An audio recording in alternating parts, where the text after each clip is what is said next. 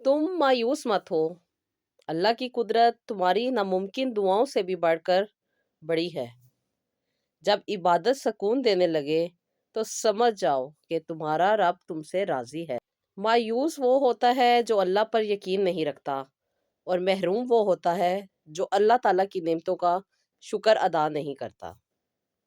अस्सलाम वालेकुम, welcome to Roohani diaries. I hope you are all well and doing great. Thank you so much जी channel को subscribe करने के लिए और वीडियोस को लाइक करने के लिए। और आई होप, मुझे बहुत उम्मीद है कि आप लोगों ने रमज़ान बहुत अच्छे तरीके से एंजॉय किया होगा, अपनी इबादत को बहुत ज़्यादा किया होगा और अपनी ज़िंदगी को और भी ज़्यादा रोशन बनाने के लिए बहुत सारी कोशिशें की होंगी। क्योंकि जब इंसान इबादत करता है और अल्लाह ताला को याद करता है तो फिर अल्लाह ताला भी इंसान को मायूस नहीं करता, इंसान को नहीं भूलता, बल्कि हर मुश्किल में इंसान को आसानी के लिए बहुत से असबाब बना देते हैं। और अल्लाह ताला जब इंसान पे करम करते हैं, इंसान को नवाज़ते हैं, तो फिर दुनिया की कोई भी ताकत इंसान को ना ही मायूस कर सकती है और ना ही इंसान को किसी भी परेशानी में मुब्तला कर सकती है। तो जी, अल्लाह ताला से अपने कनेक्शन को स्ट्रॉन्ग करें और रहमतों, बरकतों, नेमतों की जो घड़ियाँ रह गई हैं, उनको समेट लें, अपने ऑरा को भी क्लीन करें, अपनी ज़िंदगी को खुशहाल बनाएँ और अपनी ज़िंदगी से मायूसी को निकाल दें।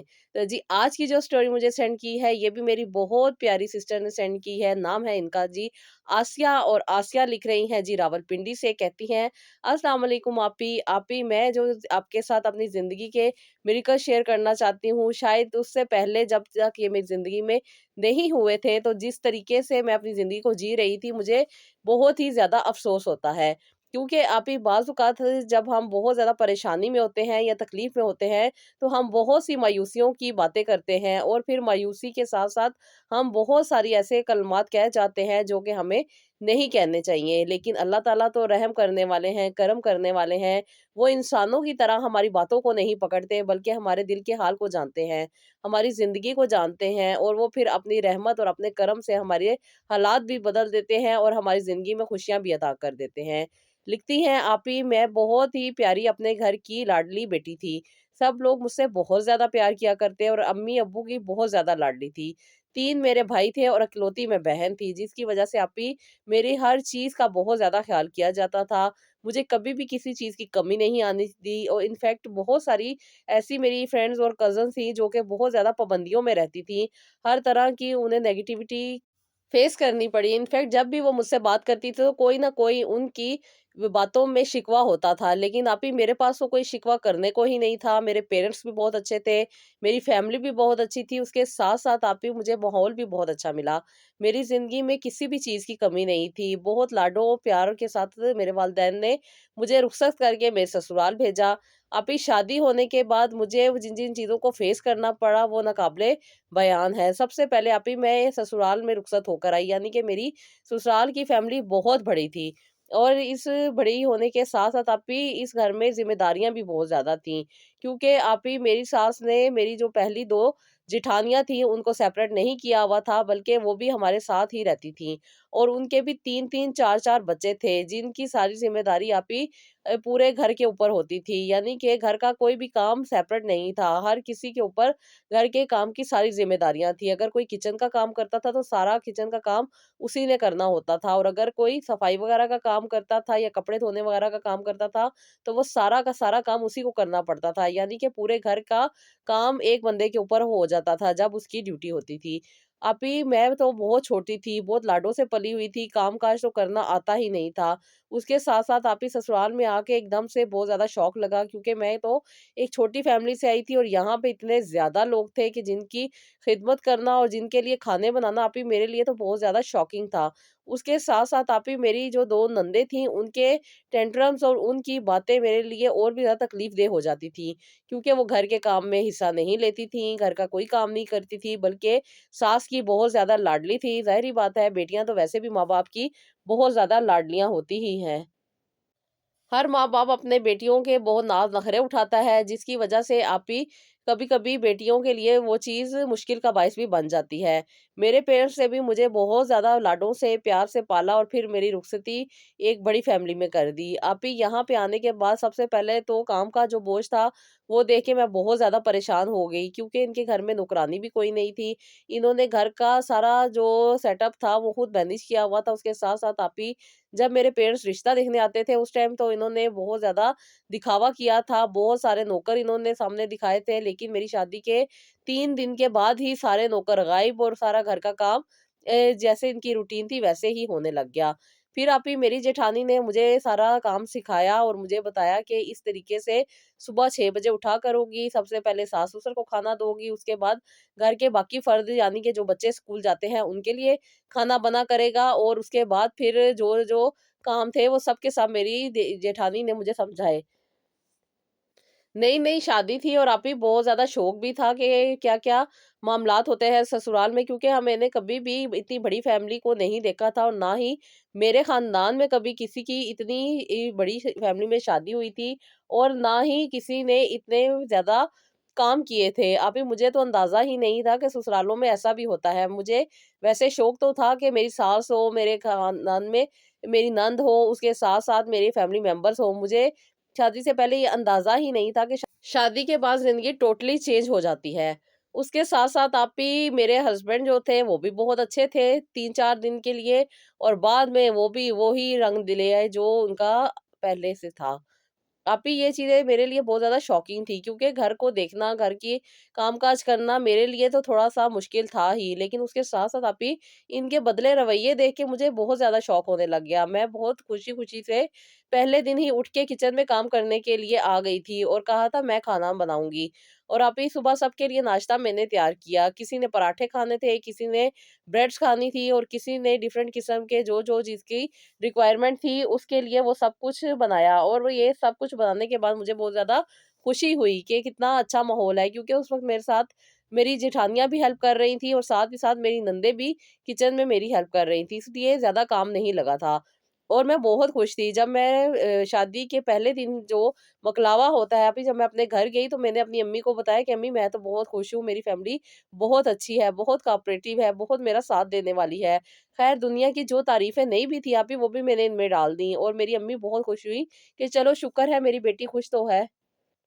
और अम्मी ने भी सारी ज़िंदगी कुछ भी ऐसी चीज़ें फ़ेस नहीं की थी जिसकी वज़ह से अम्मी भी शॉक्ड होती हैं, अम्मी को भी कोई अंदाज़ा होता कि बड़ी फ़ैमिली में जाके होता क्या है। उसके बाद आप ही मुझ पे मुकम्मल रूटीन लागू कर दी गई, यानी कि सुबह उठ के मुझे नाश्ता बनाना होता था और उसके साथ-साथ जो बच्चे स्कूल जाते थे उनके लिए भी सारा नाश्ता वग़ैरह तैयार करना होता था और लंच वग़ैरह भी बना के देना होता था। जिसके लिए जो काम हो रहा होता था, वो उठती थी और अपने बच्चों को लेकर आती थी, खाना खिलाती थी और स्कूल के लिए रवाना कर दिया करती थी। इनफैक्ट मेरी जेठानियाँ बच्चों को स्कूल भी खुद छोड़ कर आया करती थी। उसके साथ-साथ आप ही फिर वापसी पे वो ग्रोसरी कर लाती थी, जिसकी वजह से घर के जो-जो चीज़ें खत्म होती थी, वो घर में आ जाती थी।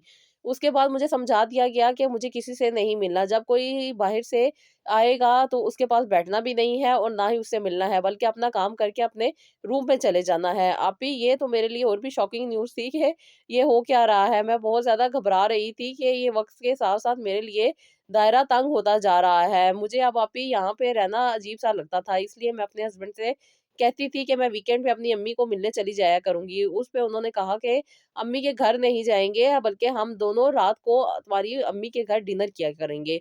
अभी ये अब हर वक़्त मेरे साथ चिपक के रहते थे। मतलब ये कि मेरे पास तो कोई प्राइवेसी ही नहीं थी कि मैं अपनी अम्मी से बात कर सकती। जब अम्मी के घर जाते थे, उस वक़्त सिर्फ़ डिनर के लिए टेबल पे बैठते थे और खाना खाने के बाद फ़ौरन ही ये कह दिया करते थे, "चलो अब हम चलते हैं।" अम्मी के साथ मेरा कोई भी टाइम स्पेंड नहीं हो रहा था कि मैं अपनी अम्मी को अपने हालात के बारे में बता सकूँ। काफ़ी वक़्त गुज़रता गया और अल्लाह ताला ने मुझे खुशखबरी अता कर दी, मैंने कंसीव कर लिया। उसके साथ आप ही इन्होंने मेरे काम में थोड़ी-सी नरमी लेकर आई और मुझे ये कहा कि अब मुझे सुबह नहीं उठना, बल्कि मैं जो दोपहर का काम है, यानी कि दोपहर से जो शाम तक का सारा काम है वो मैं क्या करूँगी, सुबह मैं थोड़ा रेस्ट कर लिया करूँगी।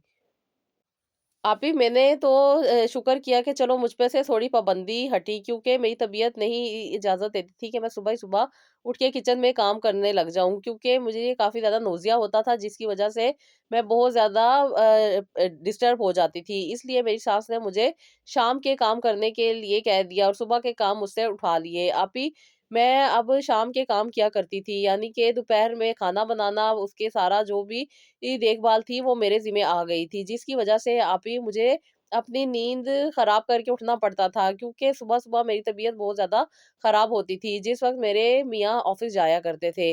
वो जब ऑफ़िस जाते थे तो आप ही कमरे में जो डिस्टर्बेंस हो रही होती थी, उसकी वजह से मेरी जाग खुल जाती थी और फिर मुझे नींद नहीं आती थी, और नींद ना आने की वजह से मैं काफ़ी देर तक इसी तरह करवटें लेती रहती थी, और फिर नीचे से सास की आवाज़ आ जाती थी तकरीबन 1:30 ही कि आओ खाने वगैरह की तैयारी करो, बच्चों ने स्कूल से आना है, भूखे होंगे। तो फिर अभी मैं इसी कंडीशन में उठती थी और उठ के सारा किचन का काम वगैरह निपटाती थी, और उसके साथ-साथ काफ़ी ज़्यादा मुझे वीकनेस भी हो रही थी। डॉक्टर्स ने मेडिसिन दी हुई थी, लेकिन आप ही इतनी ज़्यादा ज़िम्मेदारी मेरे लिए बहुत ज़्यादा तकलीफ़ का बायस थी। उसके साथ-साथ आप ही अब मेरी न नंदें भी मेरे साथ बहुत ज़्यादा बदतमीज़ी किया करती थी। जब कोई काम नहीं होता था, तो मुझे बहुत ज़्यादा बातें सुनाया करती थी। इनकी अभी शादी नहीं हुई थी, बल्कि शादी होने वाली थी। लेकिन आप ही ये मेरे साथ इतनी ज़िदबाज़ी करती थी कि मैं बहुत ज़्यादा परेशान हो जाया करती थी, और इस तकलीफ़ को मेरे लिए सँभालना और भी ज़्यादा मुश्किल हो जाता था, क्योंकि मैं अपने दिल की बात किसी से नहीं कर सकती थी। अपनी जेठानियों से जो थोड़ी बहुत मेरी बात होती थी, वो मुझे यही कहती थी कि ये ज़िंदगी ऐसी ही है, यहाँ पे सिर्फ़ सब्र से काम लेना पड़ेगा और कुछ नहीं है। बस अल्लाह ताला से दुआ करो कि तुम्हारे लिए कोई आसानी का सबब बन जाए।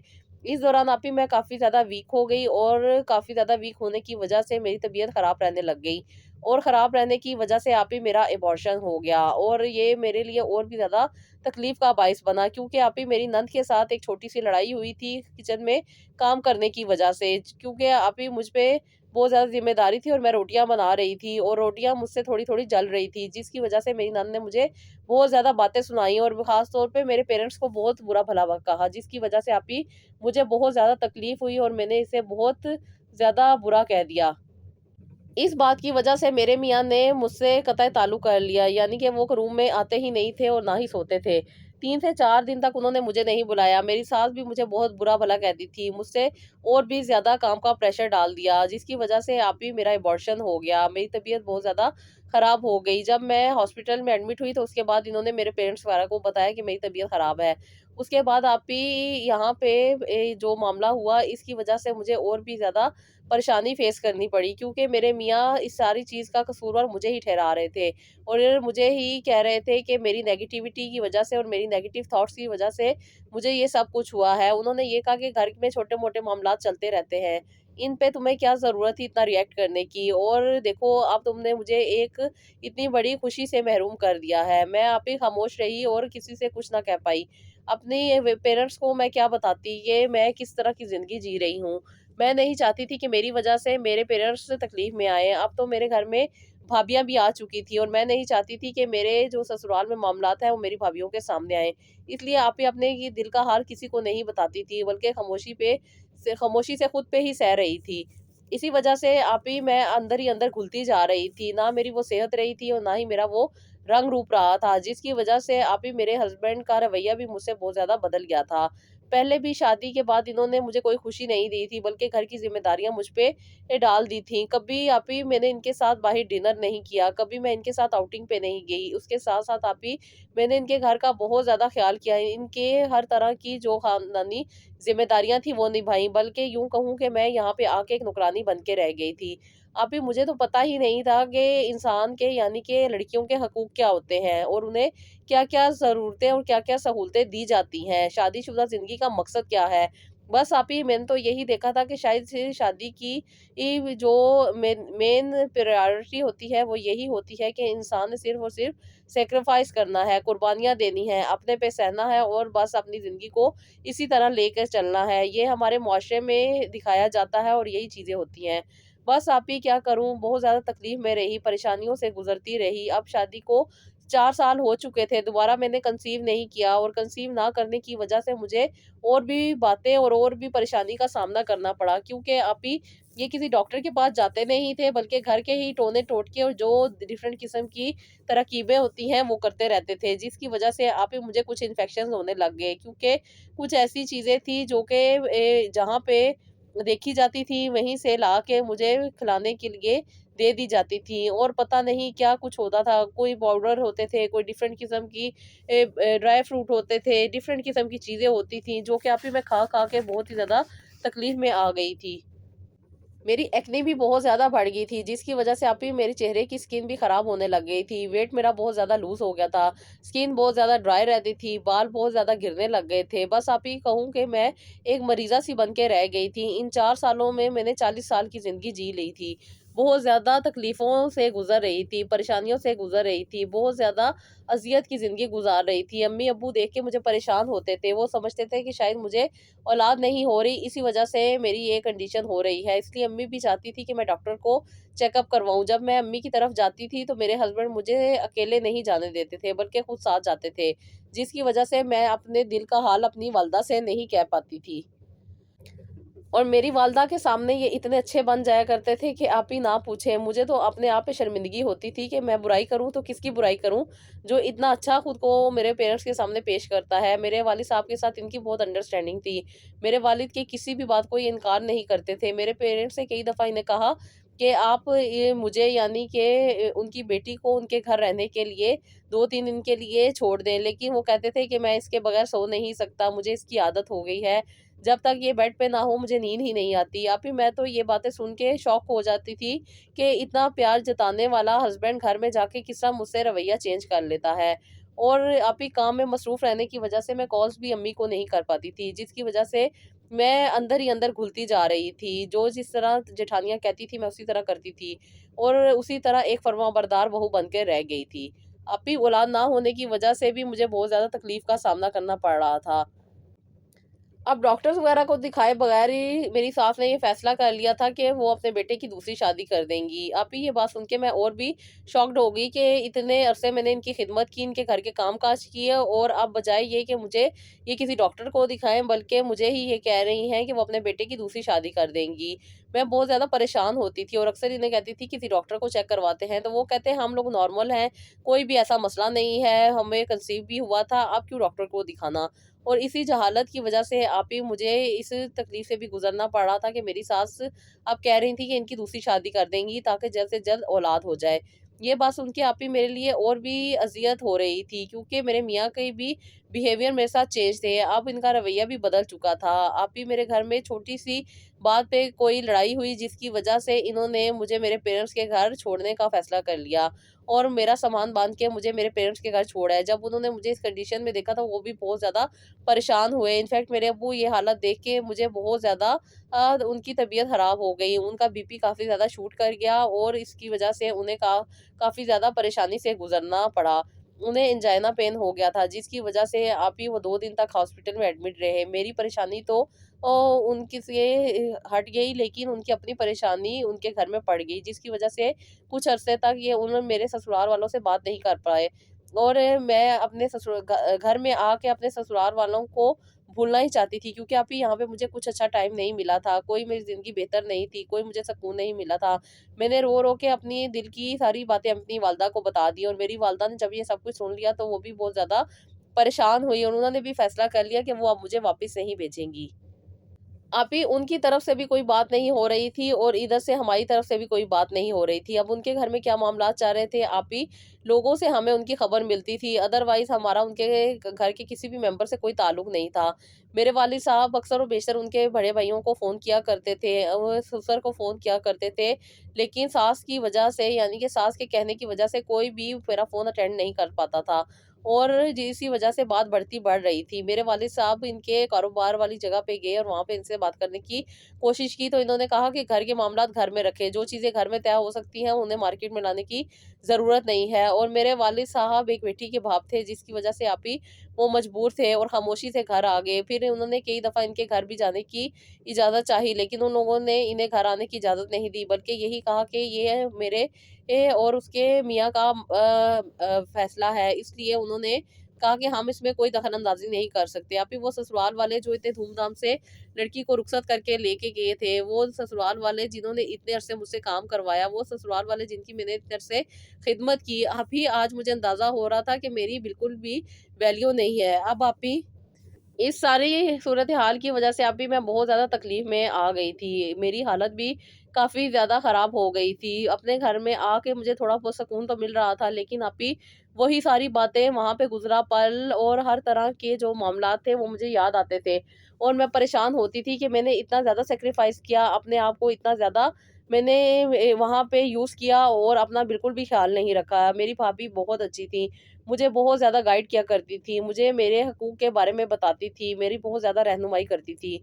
बस आप ही मैं कहूँ कि ये मेरी ज़िंदगी में फ़रिश्ता बन के आई थी। हम लोगों को पता ही नहीं होता कि ज़िंदगी किस तरह जीनी है, क्या औरत के हकूक़ हैं, क्या औरत की ज़िम्मेदारियाँ हैं और क्या औरत को सब्र करना चाहिए कि नहीं करना चाहिए। कहाँ पे औरत के लिए कौन-सी चीज़ है। इस्लाम ने औरत को बहुत ज़्यादा हकूक़ दिए हुए हैं, लेकिन हमारे मुआशरे में सिर्फ़ और सिर्फ़ औरत को पाँव की जूती बना दिया जाता है। घर के काम-काजों में डाल के उसे ये फ़र्ज़ करार दे दिया जाता है कि ये तुम्हारी ज़िंदगी है, ये तुम्हारे फ़र्ज़ है, ससुराल वालों की खिदमत करना तुम पे फ़र्ज़ है, तुम्हें उन्हीं की खिदमत करनी है, अदरवाइज़ तुम्हारी ससुराल में कोई वैल्यू नहीं, कोई रिस्पेक्ट नहीं और कोई उसकी तुम्हारी हैसियत नहीं।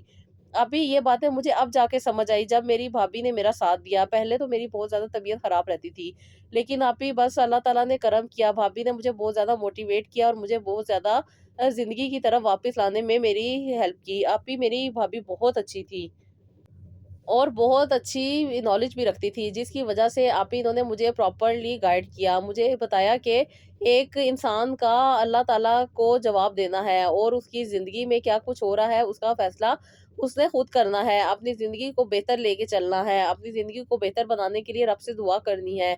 अपने ज़िंदगी के मामलात को ज़रूर अदा करना है, लेकिन अपने आप को नहीं भूलना, अपने आप को भी ये सबसे पहले रखना है। अपनी जो जान है, उसकी हिफ़ाज़त करनी है, अपनी सेहत की हिफ़ाज़त करनी है, अपने रोज़मर्रा ज़िंदगी में जो मामलात हैं उनकी हिफ़ाज़त करनी है। ये सब चीज़ों का जवाब अल्लाह ताला को देना है। वक़्ती परेशानी और तकलीफ़ों में अपने आप को ख़राब नहीं करना। अभी ये सारी बातें मेरी भाभी मुझे समझाया करती थी और फिर मुझे उन्होंने बताया कि नमाज़ पढ़ा करो, नमाज़ पढ़ने से जो सुकून मिलता है वो किसी चीज़ से नहीं मिलता।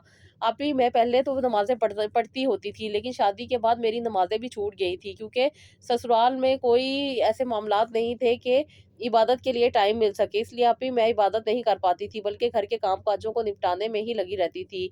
जो फ़र्ज़ हम पे नमाज़ है, वो पढ़ी नहीं जाती थी और घर के सारे काम मुझ पे बेवजह ही फ़र्ज़ कर दिए गए थे। सारे किचन के काम और सारे ही घर के जो डिफरेंट काम थे, वो मुझे ही करने पड़ते थे, जिसकी वजह से मेरी इबादत भी नहीं हो पाती थी। इसलिए आप ही इन 4-5 सालों में मैंने नमाज़ भी नहीं पढ़ी थी, लेकिन अब अल्लाह का शुक्र था कि मैं ऐसा-ऐसा नमाज़ पढ़ने की तरफ आ रही थी। फिर मेरी भाभी ने मुझे बताया कि अस्तगफिरुल्लाह एक ऐसी तस्बीह है जिसके करने से ज़िंदगी की हर मुश्किल में आसानी मिल जाती है। जहाँ पे भी इंसान को तकलीफ़ आ रही हो वो दूर हो जाती है। चाहे माल की परेशानी हो, चाहे औलाद की परेशानी हो, चाहे ज़िंदगी में चलने वाले मामलात की परेशानी हो। आप भी बस मैंने रेगुलर बेसिस पे अस्तगफिरुल्लाह पढ़ना शुरू कर दिया। अस्तगफिरुल्लाह की तस्बीह अपनी ज़िंदगी में ऐड कर ली। आप ही जैसे कि आप कहती हैं कि रेगुलर बेसिस पे तस्बीह करनी चाहिए। क्वांटिटी में नहीं जाना चाहिए, क्वालिटी में जाना चाहिए। इसी तरह आप ही मैं नमाज़ पढ़ने के बाद 7 दफ़ा और फिर 7 से बढ़ती-बढ़ती मैं 100 दफ़ा पढ़ने लग गई। 100 दफ़ा पढ़ने से आप ही मुझे इतना ज़्यादा सुकून मिलता था क्योंकि मैं बहुत प्यार के साथ और बिल्कुल ठहर-ठहर के पढ़ती थी और बस चलते-फिरते, उठते-बैठते भी तस्बीह किया करती थी। आप ही मेरी ज़िंदगी में जो मुश्किलात आई थी, जिन तकलीफ़ों से मैं गुज़र रही थी, उनकी मुझे अब फ़िक्र नहीं थी, बल्कि ज़िंदगी बहुत ज़्यादा खूबसूरत लग रही थी, बल्कि अल्लाह ताला का सुबह उठ के शुक्र अदा करती थी और रात को सोने से पहले भी शुक्र अदा करती थी। ज़िंदगी इतनी खूबसूरत हो सकती है, मैंने कभी नहीं सोचा था। जितनी तकलीफ़ से मैं गुज़री, ससुराल की परेशानियों ने मुझे तोड़ के रख दिया था और मेरे ज़रा-सी गलती की वजह से मेरे मियाँ ने मुझे घर से निकाल दिया था। अभी मुझे तलाक तो नहीं हुई थी, लेकिन ये सारे मामलात और ये सारी चीज़ें मुझे समझने में काफ़ी ज़्यादा टाइम लगा और जब मुझे समझ आई कि औरत के हकूक़ क्या होते हैं और औरत की वैल्यू क्या होती है, तो फिर आप ही मैंने सोच लिया कि मैंने अब उनके घर में वापस नहीं जाना। मैंने अपने पेरेंट्स से कहा कि मुझे खुला ले दें या मुझे वो डिवोर्स दे दें, क्योंकि इस इंसान के साथ मैं रह ही नहीं सकती जिसको मेरी परवाह ही नहीं, जिसको मेरी रिस्पेक्ट का पता ही नहीं, किस तरीके से मेरी रिस्पेक्ट करनी है और किस तरीके से मुझे अपने ससुराल में इज़्ज़त देनी है। आप ही मेरे पेरेंट्स ने मेरे फ़ैसले को बहुत ज़्यादा एप्रिशिएट किया और वो भी मुझे इस जंगल में नहीं भेजना चाहते थे। ख़ैर उन्होंने खुला फ़ाइल कर दी और आप ही 2 से 3 महीने के अंदर ही मुझे खुला भी हो गई, क्योंकि मेरे मियाँ ने खुला देने से पहले ही मुझे डिवोर्स के कागज़ भेज दिए और फिर वो केस हमने उसी तरीके से बंद कर दिया। आप ही मैं बहुत ज़्यादा खुश थी कि शुक्र है मेरी ज़िंदगी से ये सारा चैप्टर क्लोज़ हुआ। आप ही मैंने अपनी इद्दत पूरी की और अपनी ज़िंदगी को बेहतर बनाने की कोशिश में लग गई। मैं अपने आप को खुश रखने की कोशिश कर रही थी, क्योंकि आप ही मेरे पास कोई भी ऐसा लम्हा मौजूद नहीं था जिसे मैं याद करके अपने आप को तकलीफ़ देती। बस अपने आप पे अफ़सोस होता था कि कितना मैंने सब्र किया है, इसे सब्र कहूँ या बर्दाश्त कहूँ, ये तो मैं नहीं जानती। लेकिन आप ही मैंने खुद पे बहुत ज़्यादा ज़ुल्म किया था, अपने आप को ख़त्म कर लिया था। किसके लिए जी? ससुराल वालों के लिए। ससुराल वाले क्या कहेंगे, सास-ससुर ठीक रहें, मेरे हस्बैंड के मूड ना ऑफ हो, बस इस वजह से मैंने अपने आप को ख़राब कर लिया था। लेकिन मैंने तो अपनी ज़िंदगी का जवाब अल्लाह ताला को खुद देना था। ये बातें मुझे अब समझ आ रही थी। अब मैंने कुछ कुरानी आयात और कुछ इस्लामी किताबें भी पढ़ना शुरू की, जिनके तर्जुमे ने मुझे बहुत ज़्यादा फ़ायदा दिया। और ख़ास तौर पे ये किताबें पढ़ के मुझे समझ आई कि औरत के क्या हकूक़ हैं, औरत की क्या ज़िम्मेदारियाँ हैं और औरत के क्या फ़राइज़ हैं और औरत के क्या हकूक़ हैं। आप ही ये सारी चीज़ें मुझे अब समझ आ रही थी। इसलिए आप ही मैंने खुद पे बहुत ज़्यादा तवज्जो दी, खुद को बहुत ज़्यादा मैंने एक्टिव बनाया और अपनी ज़िंदगी में मैं वापस आई। अल्लाह का मैं बहुत ज़्यादा शुक्र अदा करती थी। आप ही अल्लाह ताला तो दिल के हाल जानते हैं, दिल में क्या होता है अल्लाह ताला जानते हैं। आप ही मेरा एक क्लास फ़ॉलो जो मुझे बहुत ही ज़्यादा पसंद किया करता था। इनफैक्ट हमारी बहुत अच्छी दोस्ती थी, लेकिन हम ये नहीं सोचते थे कि हमारी ये दोस्ती शादी में भी बदल सकती है। हमने हमेशा एक-दूसरे को अच्छा दोस्त ही माना था, एक-दूसरे का साथ दिया था, एक-दूसरे के साथ हमेशा अच्छा वक़्त गुज़रा था। मेरी स्टडी आप ही इसके साथ ही कंप्लीट हुई थी और मेरे घर का कोई ऐसा माहौल नहीं था कि मैं अपने घरवालों से कोई बात छुपा सकती, क्योंकि मैं तो इसे एज़ अ फ्रेंड ही समझती थी और ये भी मुझे एज़ अ फ्रेंड ही समझता था। इसलिए आप ही हमने कभी भी शादी के बारे में नहीं सोचा था, हम एक-दूसरे के बहुत अच्छे दोस्त थे। इसलिए आप ही जब मैं खुश रहने लगी और मैंने एक जगह पे जॉब स्टार्ट की, जो कि मेरे पेरेंट्स की इजाज़त थी, क्योंकि वो चाहते थे कि मैं अपनी ज़िंदगी को बेहतर बनाऊँ। जॉब मेरी ज़रूरत तो बिल्कुल भी नहीं थी, लेकिन मेरा शौक था, इसलिए आप ही मैंने एक जगह पे जॉब की थी। यहाँ पे मेरे कुलीग यानी कि मेरे फ्रेंड, बचपन के फ्रेंड भी काम किया करते थे, जिसकी वजह से आप ही हमारी बहुत अच्छी अंडरस्टैंडिंग हुई थी और बहुत ज़्यादा हमारी लाइफ़ अच्छी होने लग गई थी। आप ही इनके साथ अच्छे वक़्त की कदर मुझे अब आई थी। इन्होंने जितना मेरा एहसास और ख़्याल किया था, मैं समझती थी कि दुनिया में आए हर मर्द इसी तरह औरत का ख़्याल करता है। लेकिन मुझे क्या पता था कि ज़िंदगी में आने वाला हर शख़्स नई तरबियत का हामिल होता है। उसकी कैसी परवरिश हुई है, वो ही आपके साथ रह के बता सकता है।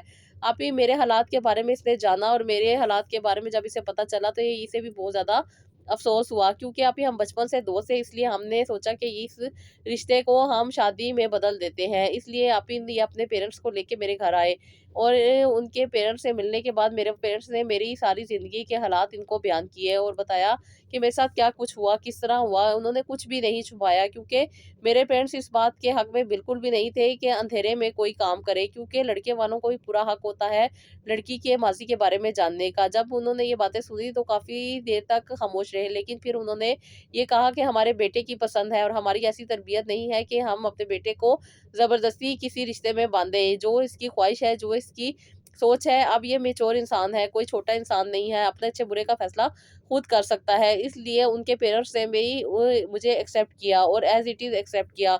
कोई किसी भी किस्म की लालच नहीं शो की, बस ये मेरे रब का करम था और मेरी तस्बीहात का कमाल था कि अल्लाह ताला ने मुझे आसानी दी और एक बेहतरीन शरीके हयात से नवाज़ा। आप ही मेरी शादी को 7 महीने हुए हैं और इन 7 महीनों में मुझे किसी भी परेशानी का सामना नहीं करना पड़ा। इनफैक्ट इनके घर में नौकरानियाँ भी हैं और मेरी सास हमेशा मुझे ये कहती है कि बेटा अपनी ज़िंदगी पे फ़ोकस करो, अपनी ज़िंदगी को बेहतर बनाओ, अपनी फ़ैमिली को बेहतर तरीके से लेके चलने की कोशिश करो। सास-ससुर की खिदमत करना तुम्हारा फ़र्ज़ नहीं है, तुम्हारे पे ज़िम्मेदारी नहीं है, बस तुम अब तो खुश रहा करो। अपने हस्बैंड की ज़िम्मेदारी को पूरा किया करो, उसे रिस्पेक्ट दिया करो और उससे रिस्पेक्ट लिया करो। मेरी इन सास ने भी मुझे बहुत अच्छा गाइड किया। अभी बस ये मेरे रब का करम था कि मेरे रब ने मेरी ज़िंदगी में आसानी अता की और एक बहुत ही प्यारे और बहुत ही ज़्यादा एहसास करने वाले महरम से बनाया। बहुत सारे पेरेंट्स बेटियों की शादी कर देते हैं और फिर कह देते हैं कि वहाँ से मर के ही निकलना, और हम बेटियाँ भी अपने माँ-बाप को तकलीफ़ ना हो इसी वज़ह से बहुत कुछ बर्दाश्त करती रहती हैं।